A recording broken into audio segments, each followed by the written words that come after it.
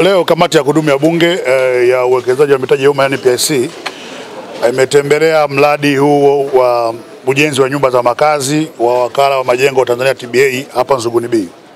Ni mradi kimsingi ambao ni mkubwa. Awamu ya kwanza amejenga nyumba 150 ambao umekamilika. Lakini pia sasa hivi kwenye awamu ya pili ya ujenzi wa mradi mwingine ambao sasa hivi wajenga nyumba za chini na baadhi ya magorofa. Lakini mradi ambao kwa ujumla wake ukija ukamilika wote kwa phase zote, awamu zote, utakuwa na jumla ya nyumba 3500.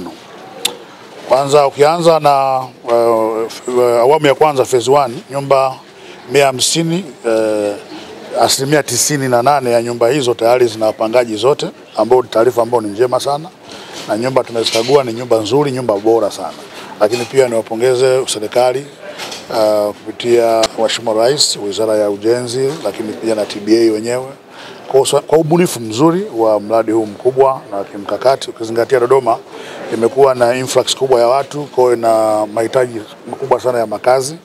Kwa hiyo wameweka sehemu ambayo ya kimkakati, na mradi kwa kweli unausimamia vizuri, na ukiona kila ukimaliza nyumba tunachukua wanapanga, maana yake ni kwamba umeplani vizuri na tija hapo inapatikana. Tumepokea maelekezo ya kamati na ushauri ambao ametupatia. Maelekezo tuliyopata ni ya kuboresha zaidi utendaji na usimamizi wa hizi nyumba. Maelekezo tumeyapokea, na maelekezo yametoka wakati tayari pia kuna policy na kuna miongozo ambayo tayari wizara imeshaitoa kwa ajili ya kuiboresha TBA hata utendaji wake wa kazi zaidi. Kwa hiyo maelekezo haya tuliyopokea ni kama nyongeza ya zile jitihada ambazo wizara tayari imeshazifanya. Kwa hiyo tuna uhakika tunaenda kuyasimamia maelekezo haya, na tunaamini kwamba TBA itaweza kufanya vizuri zaidi ya hapa.